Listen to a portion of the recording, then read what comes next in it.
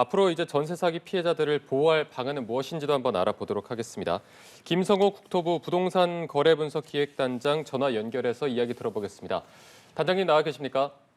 네, 안녕하십니까. 네, 김성호 안녕하십니까. 기획단장입니다. 네. 예, 국토부가 오늘 전세 사기로 의심되는 거래 106건에 대해서 경찰청에 수사를 의뢰했다고 들었습니다. 주로 어떤 사례들이 있었습니까? 저희가 지난 9월 28일 전세 피해 지원센터에 접수된 건 중에서 그 다수의 피해자가 발생한 거래건을 중심으로 조사 분석을 했습니다. 그 결과 건축주, 임대인, 중개인 등 부동산 거래 관련된 사람들의 조직적인 공모를 통한 무자본 갭 투자 유형이 가장 피해자가 많았습니다. 네, 말씀해주신 무자본 갭 투자 사례가 가장 많았고 저희가 앞서 이제 빌라왕 사건에 대해서도 얘기를 하고 있었는데 빌라왕과 관련된 사례가 16건이나 있다고 해서 이에 대한 수사를 국토부에서도 이제 별도의 자료를 제공을 한 거죠. 네, 저희가 이 빌라왕으로 불리는 임대인이 사망은 했지만 이와 관계없이 그 공모조직 등 전체 범행에 대해서 경찰청이 계속 수사를 하고 있습니다. 그래서 네. 그 수사에 도움이 될 수 있도록 저희가 전세 피해 지원센터에 접수된 피해자 상담 일지 등 관련 자료와 함께 저희가 조사 분석한 내용도 함께 제공하였습니다. 네, 지금 이제 상담 일지 등의 자료도 함께 제공을 했다. 이제 이런 말씀해주신 사례들 같은 경우에는 어떤 과정을 거쳐서 조사가 되는지도 궁금하거든요. 네, 앞에서 말씀드린 대로 저희 전세 피해 지원센터가 지난 9월 28일에 강서구에 설치가 됐는데요. 네. 그 설치 이후에 계속적으로 피해 접수가 들어오고 있고요. 9월 28일부터 11월까지 센터에 접수된 687건 중에 저희가 피해자가 다수이거나 공모가 의심되는 건을 1차로 선별해서 전세 사기 여부에 대한 집중 조사 분석을 통해 106건을 선별하였습니다. 전세 피해 지원센터에 접수된 687건 중에 이제 1차 선별을 거쳤고 네. 그런데 이제 앞으로도 이런 피해 사례는 계속해서 접수가 될 수 있고 수사 의뢰도 계속해서 이어질 수 있다 이렇게 해석하면 되겠습니까? 네, 맞습니다. 먼저 이번 1차 수사 의뢰건에 포함되지 않은 나머지 피해 사례들도 있는데요. 네. 그 사례들에 대해서는 심층 분석을 통해서 추가 수사 의뢰할 계획이고요. 그리고 내년 1월 24일까지 경찰청과 함께 범정부 전세 사기 특별 단속이 진행될 예정인데요. 그 결과에 대해서도 2월 중에 발표될 예정입니다. 네. 그 이후에도 저희가 전세 피해 지원센터에 접수되는 피해 사례에 대해서는 계속적인 조사 분석을 거쳐서 2개월마다 수사 의뢰한 경찰청하고 앞으로도 긴밀한 공조를 통해 지속적으로 전세 사기 단속을 추진할 계획입니다.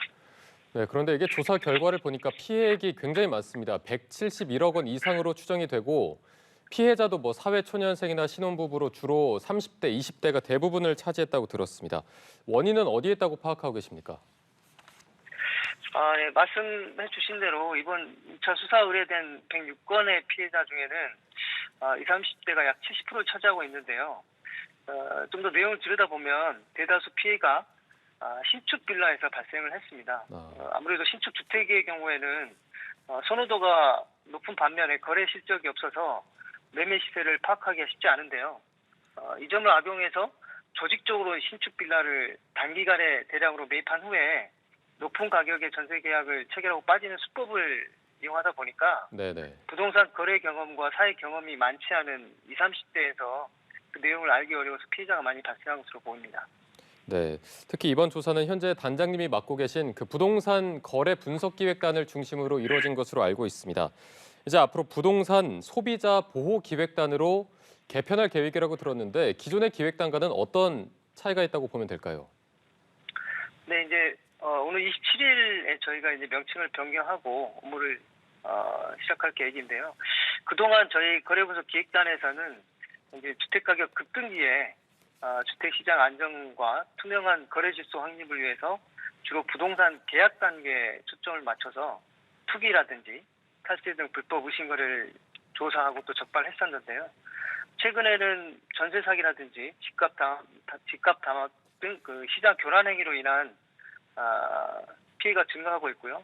이런 피해로부터 부동산 소비자를 보호할 필요성이 커짐에 따라서 기획단 명칭도 변경을 하고 이 계약 단계뿐만이 아니고 부동산 거래 전 단계에 대해서 모니터링 및 단속을 강화할 계획입니다. 네. 이제 부동산 소비자 보호 기획단으로 명칭도 변경하고 전 단계를 단속하겠다. 구체적으로 어떤 방식의 모니터링과 조사가 이뤄질지도 궁금합니다. 제가 그 거래 전 단계에 대해서 모니터링을 실시하겠다고 말씀드렸는데요. 네네. 먼저 이제 거래 단계로 보면 이제 매물 단계가 있습니다. 그래서 매물 단계에서는 저희가 주로 많이 발생하는 이제 허위 매물이라든지 집값 담합 등을 이제 모니터링할 계획이고요. 그리고 저희가 계속해서 업무를 했던 이제 계약 단계에서는 실거래 신고에 대한 거래 신고 내용 검증 및 위법 의심 거래를 계속해서 조사를 할 계획이고요.